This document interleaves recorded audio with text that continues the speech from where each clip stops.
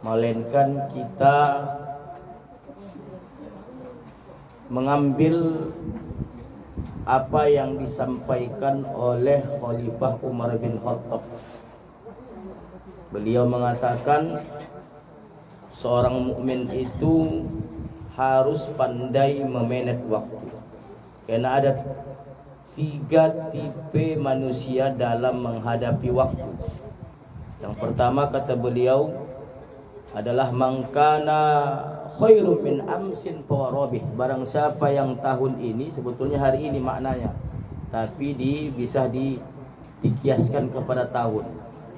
Karena beliau mengeluarkan kata ini ketika terjadi perundingan antara beliau ketika sedang menjabat khalifah menggantikan Rasulullah, khalifah yang kedua.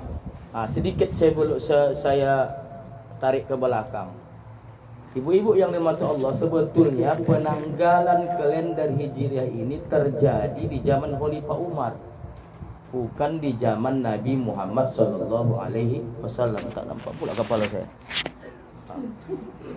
Nah, kenapa begitu? Karena di zaman Nabi, bahkan ketika Nabi lahir itu bukan disebutkan, ada ibu dengar Nabi itu lahir 12 Rabiul Awal tahun 1 Hijriah. Tidak. Bahkan dikatakan Nabi itu lahir ya dalam bentuk tahun Masehi. Apa disebut dengan tahun gajah. Ya, sesudah Nabi wafat terjadilah penanggalan, dijelaskanlah oleh sahabat-sahabat Nabi yang masih hidup.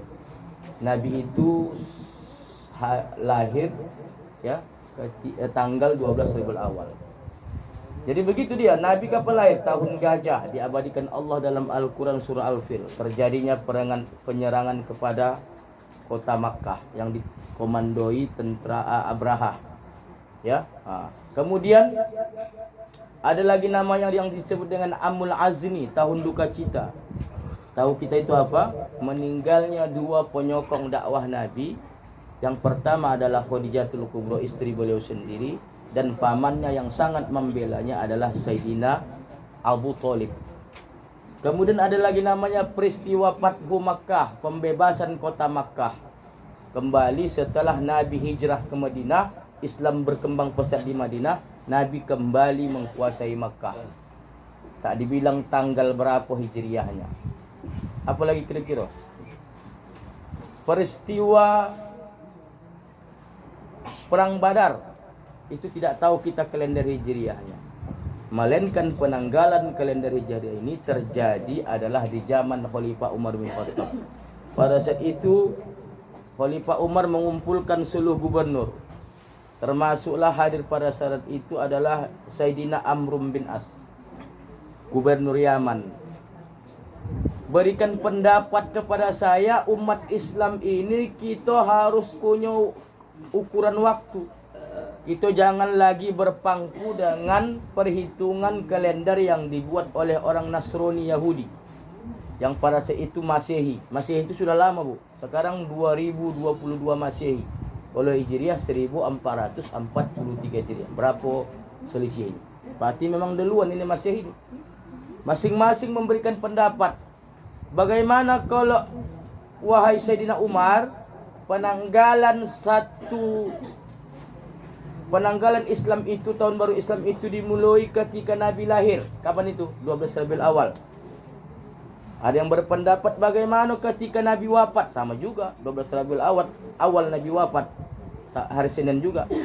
Bagaimana kalau ketika turunnya Al-Quran pertama kali? Kapan, Bu? 17 Ramadan. Ada lagi yang mengkasih pendapat bagaimana kalau Fathu Makkah yang saya sampaikan tadi, pembebasan kota Makkah. Masing-masing memberikan pendapat. Adalah pendapat yang paten. Itulah Amr bin As-Said. Bagaimana wahai khalifah, penanggalan kalender Hijriah ini kita awali ketika Nabi Muhammad sallallahu alaihi wasallam beserta umat Islam kitalah dulu pindah dari Makkah ke Madinah. Setuju kotong. Maka semua setuju. Kau jadi ibu ya? Ya, setuju. Semua berpendapat setuju penanggalan kalender Hijriah 1 Muharram, yaitu ketika Nabi pindah dari Makkah ke Madinah. Maka apa namanya istilahnya, hikmah atau pelajaran yang mau kita ambil dari hikmah dari pelajaran hijrahnya Nabi, Allah mengatakan dalam Al-Quran surah Al-Baqarah 218, alladzina hajaru wa jaharu fi sabilillah. Sesungguhnya orang yang mau hijrah itulah orang yang berjuang di jalan Allah, dan merekalah sebaik-baik orang yang beriman di hadapan Allah, dan mereka itulah akan mendapatkan rahmat Allah. Jadi kita ni bu, ondak hijrah dari yang buruk kepada yang baik, dari yang baik kepada yang lebih baik. Karena Nabi tadi hijrah, dibilangkan Nabi, kita nak hijrah masing-masing kita siapkan bekal. Barulah aku nak hijrah dari Mekah ke Madinah, sonanglah hatiku. Kenapa di sini tak bisa aku usaha? Doh yang kono rongrong, minta pajak kono bunuh aku. Pindah ke Madinah nanti, karena Madinah ni orangnya bagus-bagus. Nama disebut dengan orang apa namanya? Mujahidin Ansor, orang Ansor. Aku nak mencari pendamping hidup. Orang Mekah ni tak lalu kujang, pinangannya mahal. Aku pindah ke Madinah ondak supaya khusuk beribadah. Di sini tak tontu awak. Doh nang kono concang, doh yang kono khusuhi, dah nang kono lempah. Masing-masinglah mengutarakan niat hajatnya ketika Nabi menginformasikan kepada umatnya, kaum muslimin pada saat itu, kita mau hijrah. Maka keluarlah ayat mengatakan hadis mengatakan innamal a'malu binniyat. Sesungguhnya amal itu tergantung niat. Siapa yang ondak niat supaya lebih khusyuk beribadah, itulah dapat. Siapa yang niat ondak berdagang, itulah dapatnya. Siapa yang niat ondak mencari orang rumah, itulah dapatnya. Wa innamal likulli imri'in ma nawa. Ya. Hanya amal itu tergantung apa yang diniatkan. Nah, ibu-ibu yang dirahmati Allah, kita tak disuruh Nabi palah pindah bayar.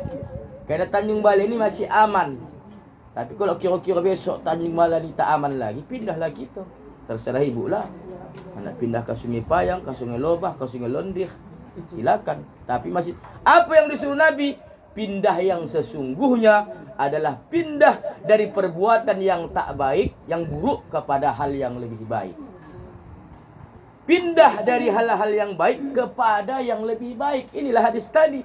Barang siapa yang tahun 1442 Hijriah udah lewat, lebih baik 1443 Hijriah yang hitungan hari yang nak kita tinggalkan, lebih baik daripada tahun 1442 Hijriah.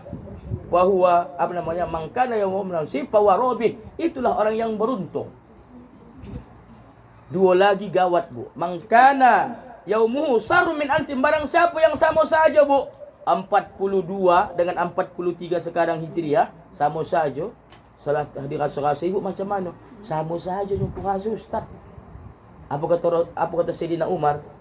Kalam Sayyidina Umar, fahuwa khosirun, rugi bu, sama saja amal kita, ibadah kita, apalagi semua mencakup dalam kehidupan beragama inilah.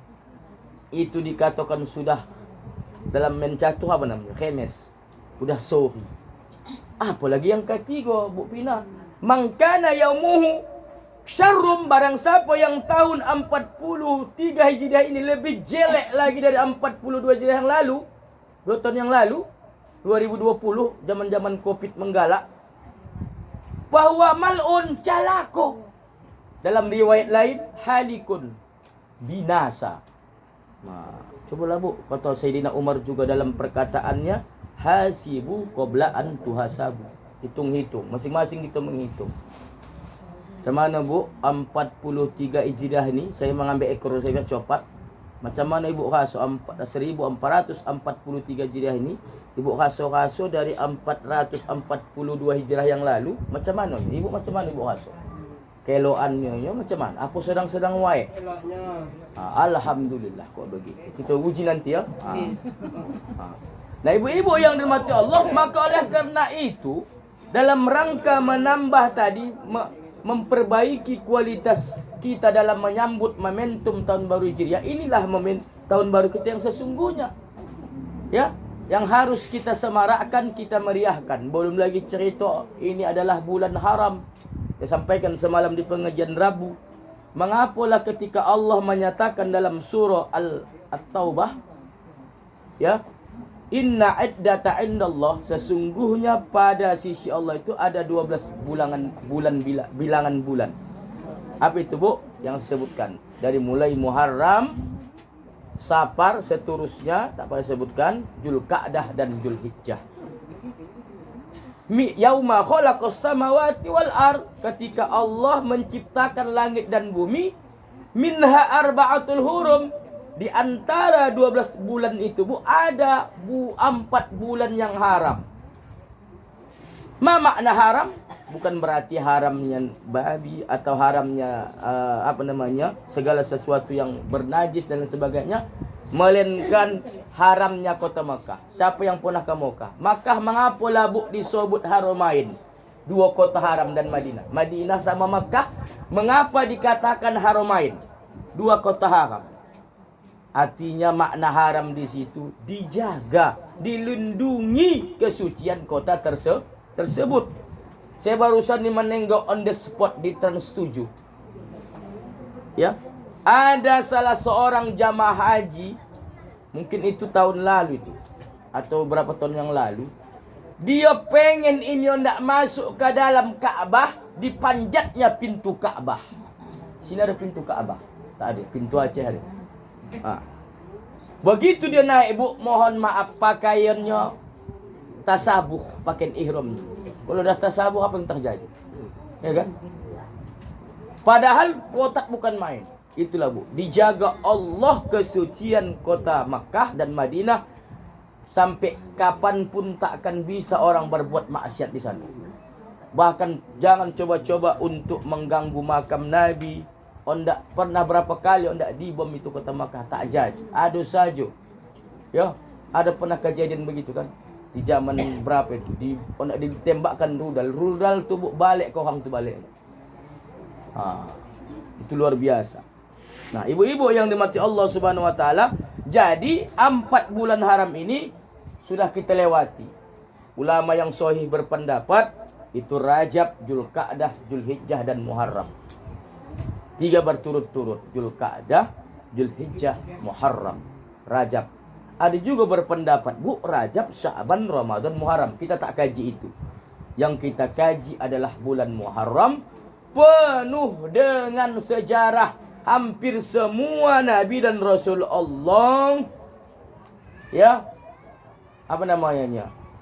terkait dengan Muharram. Lebih tepatnya Asyura 10 Muharram. Maka ibu-ibu yang dirahmati Allah, maka dalam menyambut momentum hijrah ini 4 yang perlu kita tambah. Ya, apa yang ditambah, Ustaz? Yang jelas ditambah bukan pendapatan. Itu oke lah, itu urusan dunia. Yang ditambah apa? Bukan ditambah makeup awak, bukan ditambah, bukan. Bodak awak ditambah, bukan. Bukan ditambah lagi segala sesuatu yang berhubungan dengan dunia, tapi melainkan 4 hal yang hendak kita tambah.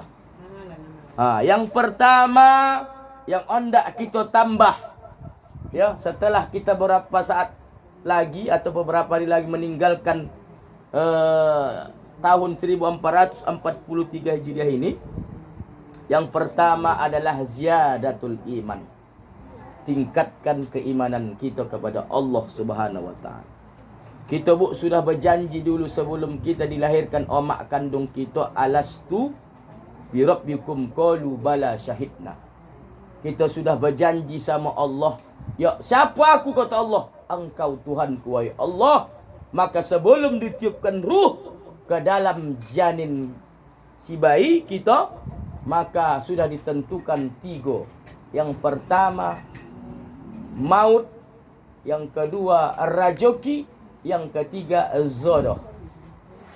Ini sudah kita sami'na wa atokna, sam'an wa to'an. Tetapi dalam realita dan faktanya, hanya keimanan itu mudah dan manis di mulut. Mengapa Ustaz? Karena definisi iman takriru bil lisan, diucapkan dengan lisan, Allah Tuhanku, Allah yang menciptakan segalanya, Allah yang berkuasa, Allah yang memberikan segala sesuatunya di atas dunia, yang mengatur gitu. Wa tasdiqu bil qalbi, dibenarkan hati. Wal af'alu bil arkan, dibuktikan dengan anggota tubuh. Ini yang bermasalah. Yakinnya kita tukarang bahwasanya maut itu memang segalanya menjadi ketentuan Allah. Kullu nafsin dha'iqatul maut. Setiap yang bernapas itu pasti mati. Fa idza jaa ajaluhum la yastakhiruna sa'atan wa la yastaqdimun. Adanya karang kita satu titik tertentu, ketika kita kehilangan, meninggalnya saudara kita, suami kita, omak kita, bahkan kita tak terima dengan takdir Allah. Ada karang di antara keluarga kita, entah pun kita, kalau cepat lama ni kita bawa ke rumah sakit Medan, tak tolong yang punya ini. Ada begitu karang, ya kan?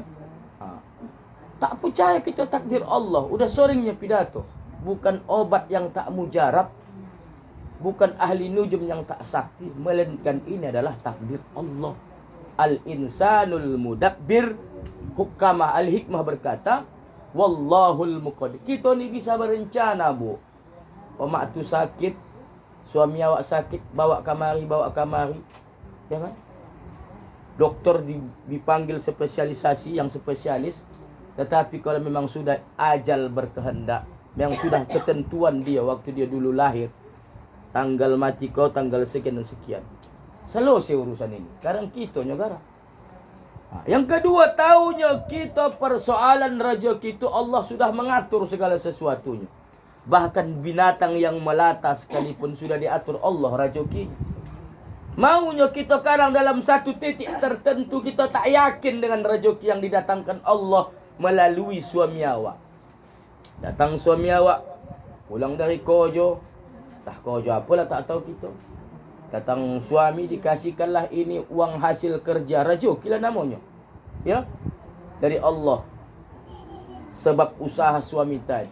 Maunya awak kang mengeluh, inilah yang ada dek, tahulah dek, ini koncang angin kok yang ke laut, payah sewa. Kemudian usaha tak jalan ini, udah banyak warung-warung buka. Bang, beginilah pula bang. Abang tengoklah. Mana cukup ini bang? Jajan anak lagi, susu anak lagi. Hendak bayar ini lagi, cicilan tarik-tarikan lagi. Mengeluh awak suami-suami, tahunya awak ikrarkan dulu.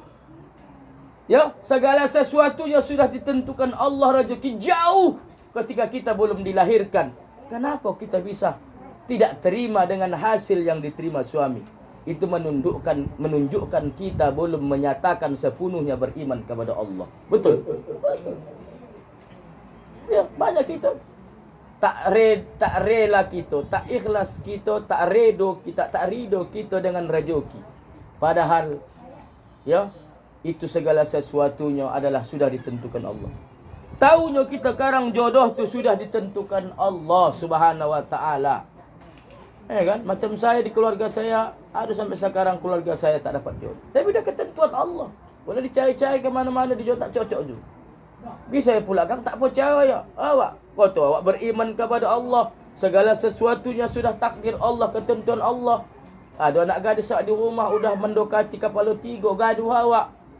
Menengok gaya-gayanya dia ni ke mana-mana pun tak ada, mangsa nak rumahan, di kamar pula ontok doh. Kadang terkikik dalam kamar, gaduh ini dah. Tak percaya awak, pergi awak. Mananya ke orang pintar, tolong dulu tengokkan uak dulu anak aku ni, entah yang hadunya hangalan-hangalannya ini. Jodohnya tak dokat-dokat juga, tak kunjung tiba. Ku tengok tak ada nak makan kawan palah dia ni, entah nang ada kalenannya wak. Tahu lembah kan? Ikan bah kan bu. Apalah seluar ini semua. Tengok embah tu lah. Potong apa nama ibu ni?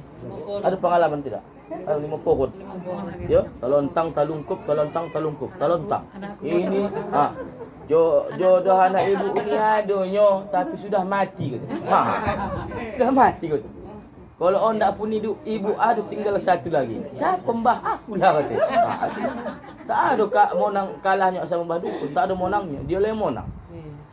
Padahal segala sesuatu sudah ditentukan Allah. Maka tingkatkanlah keimanan kita kepada Allah. Apalagi hari ini Bu, sudah banyak ajaran-ajaran yang mulai menyesatkan. Ya, sekarang sudah ada yang mengatakan Nabi Adam tu punya omak. Sekarang ada juga, tapi apa itu? Mengapa mereka meminta menyimpulkan ayat katanya inna masali Isa kama masali Adam. Sesungguhnya apa yang terjadi sama Nabi Isa terjadi sama Nabi Adam. Apa katanya? Kalau Nabi Isa punya omak namanya Siti Maryam, Nabi Adam punya omak namanya Siti Hawa. Bukan Siti Hawa, adalah pokok omak. Bahkan ada juga mengatakan Nabi Adam tu, Siti Hawa tu adalah kembaran Nabi Adam, saudari kembarnya. Ini hati-hati. Banyak pemahaman-pemahaman sekarang. Ya, gawat ini sekarang. Pakoh-pakohannya Yasin di rumah sendirian boleh, tambahan Yasinan tak boleh. Tahlil boleh, tahlilan tak boleh. Maulid boleh, maulidan tak boleh. Bisul boleh, bisulan tak boleh. Ya kan? Tinggal tambahan saja. Kutil boleh bunana, kutilan tak boleh. Tambahan saja. Hati-hati gitu. Maka dibekalilah, dibentengilah anak-anak kita ni dengan tauhid, dengan akidah yang kuat dan kokoh. Karena di akhir zaman ini luar biasa. Ya. Ini ziyadatul ilmi. Yang kedua, apa yang hendak ditambahi, Bu? Ziyadatul ilmi. Tingkatkan ilmu kita. Pernah saya sampaikan, Bu, ada 5 penyesalan seorang mayat yang baru diangkat Allah ruhnya dari jasadnya. Fayaqula rabbi laula akhartani ila ajalin qarib fa asaddaqa wa akum minas solihin. Minta tunda dia ajalnya, Bu. Menurut ayat ini termasuk salah satu kita nanti menyesal ketika kita sudah berada di balik papan di ukuran 1x2 menyesal. Salah satunya adalah ketika hidup di dunia tak pernah mendengarkan nang elok-elok. Tak ondak mendatangi pengajian. Jadi kalau ibu-ibu muslimat al-wasliyah ni mubajir kalau cerita tak ondak mendoakan pengajian. Bahkan ada di antara ibunda-ibunda saya ni yang pengajiannya mulai Senin sampai Ahad ada. Betul kan? Iya kan? Libuh porenya kena ada undangan atau kena sakit. Ya kan, ada tidak? Sana ada. Di sini tak ada. Paling 5 lah. Ada juga lah istirahat. Nah, ziyadatul ilmu, tambah kualitas ilmu kita kepada Allah Subhanahu wa taala. Hadiri majlis taklim. Karena kata Rasul, kata Allah dalam Al-Quran, ada nanti spesialisasi dimasukkan Allah kita, Bu, ke dalam neraka syair. Neraka ni macam-macam. Kalau neraka sakor, itu nanti spesialis bagi orang-orang yang mengentengkan solat. Masalalakum pisakor. Mengapa kamu masuk neraka sakor? Ya, wa akum minal musallin. Kami dulu di dunia suka mengenteng-entengkan solat. Suka malam-malamukan solat, suka melambat-lambatkan solat, bahkan suka meninggalkan solat dengan sengaja. Kita tak kono, Bu, kena kita pengajian. Ada lagi nanti masuk neraka. Apa lagi satu lagi? Neraka syair. Ya, ini spesialis orang yang tak mau mendongahkan pengajian.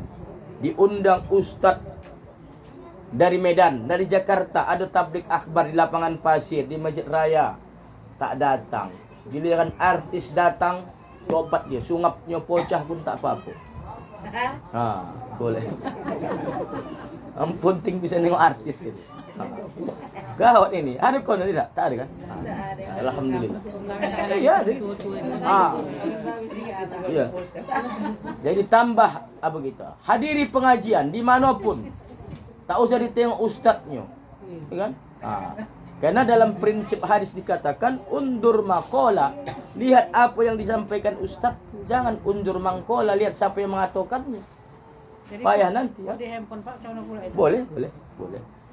Yang dijamin apa ustaz, Ustaz Somad, Hadi Hidayat, Hashim Ar-Roji, Habib tuh insyaallah. Jangan salah tengok, ada juga yang gawat di YouTube tuh. Jadi begitu juga kepada anak kita, Bu.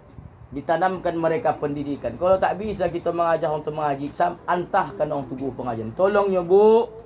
Didik anak aku ni, Bu. Siapkan khotan. Awak dulu begitu, Bu. Kan, Bu? Diantahkan awak ke guru mengaji, diantahkan khotan. Nah, tolong dulu ibu, uak, konong uak, nenek, didik anak aku ni agak pandai mengaji. Ini khotan nah. Ten, bah. Kok sekarang tidak. Mak dicubit uak tu aku, uak lupa uak. Beda sekarang, sudah terjadi terbalik ya kan. Di sekolah pun begitu juga. Kalau awak dulu pulang mengadu, kono marah guru, kono tambah di rumah. Kalau tak salah kau ya, tak kena begitu kan kau. Kau sekarang mana guru kau tu? Belum dikenal dengan siapa mak ni kau tu. Tak tahu dia mak ni dulu bekas preman kau. Mak bekas preman. Betul ada kejadian ni. Sini tak ada kan? Jangan, Bu. Kadang anak-anak ni tahulah. Tak suka naik guru tu dilaporkan dan tidak. Jangan mudah kita menerima informasi yang tidak. Tengok orang dulu sukses kan? Awak dulu sukses. Bokas-bokas kono gimbal awak dulu. Di MP tu kami, Bu, tak bayar orang sekolah, diusir pulang awak. Sekarang cuba lo usir anak sekarang, mengadu dia ke DPR. Dipanggil DPR kan? Tak boleh begitu. Semua dah tanggung dana bos. Dana bos kan. Tak boleh sang kita mengbit murid. Dia muka anak sekarang manja-manja. Apa namanya sini ni? Mental tempe semua. Ya. Maka kita punya tanggung jawab kepada generasi kita, anak-anak kita. Apa kata Allah dalam Al-Quran? Ya ayyuhalladzina amanu qu anfusakum wa ahlikum nar. Kita ni punya tanggung jawab, Bu. Suami kita lah, orang tua punya tanggung jawab terhadap anak. Jangan kita macam keluarga Nabi Nuh. Kan? Ya, suruh sendiri awak nang beribadah ni. Ayah rajin ke masjid. Mak tiap hari majlis taklim, tapi anak keleleran di luar. Kan? Tak terserah kita nak tipe Nabi Nuh. Ya, ayah bagus, anak durhalik. Bini pun durhalik. Kalau Nabi Ibrahim, ayah durhalik, mak bagus, anak bagus. Nabi Musa, ayah bagus, mak bagus, anak bagus. Pemimpinnya Firaun. Terserah kita lah nak pilih mana kita. Banyak kita hari ini suruh sendiri kita nak beribadah ni. Hebat sendiri kita nak beramal ibadah ni. Sementara anak tak awak pedulikan. Tapi yakin dan percaya anak itu amanah. Titipan, setiap amanah akan dipertanggungjawabkan. Pernah saya sampaikan kan, Bu, ada orang yang 20 kali haji, impaknya luar biasa, begitu nak melenggang ke surga kono tahan. Sabar dulu, Pak. Ini ada Bapak? Iya. Udah Bapak didik dulu agama. Tak patut tidur, payah dibilangin, tak bisa. Usahakan kita lah, segi mana. Penting ada usaha.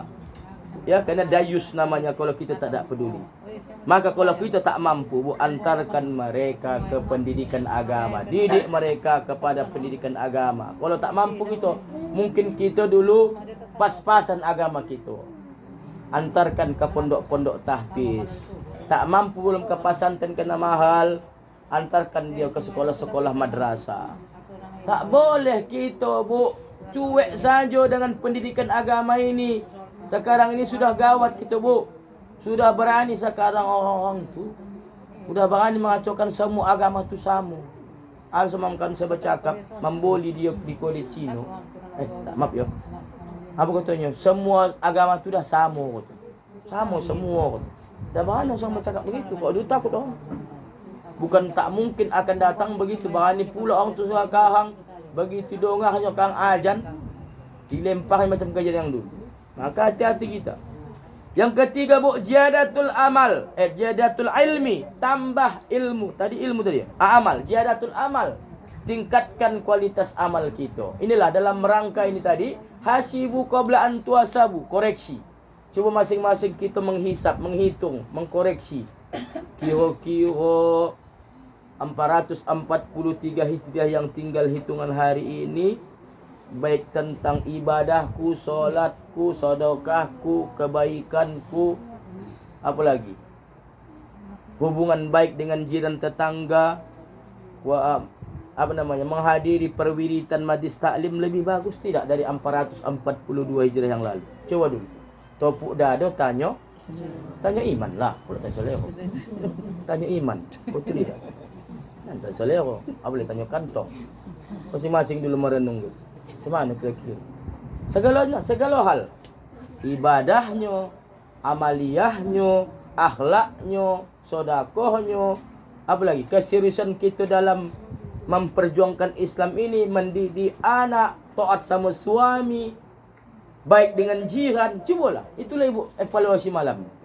Besok tahun bau, yuk kira macam mana? Mak aku ustaz puasa parahnya ini bah. Yang ketiga lah dapat ibu mal'un wahadikun. Aku ustaz puasa sorenya ini.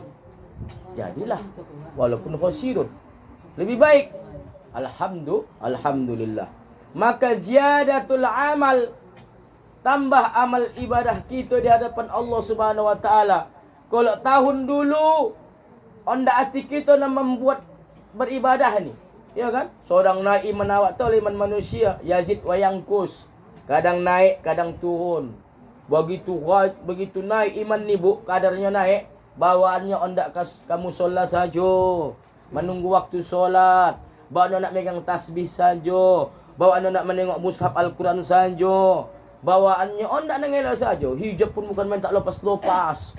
Tapi begitu turun mulailah berceceran. Jilbab pun tak berpakai lagi.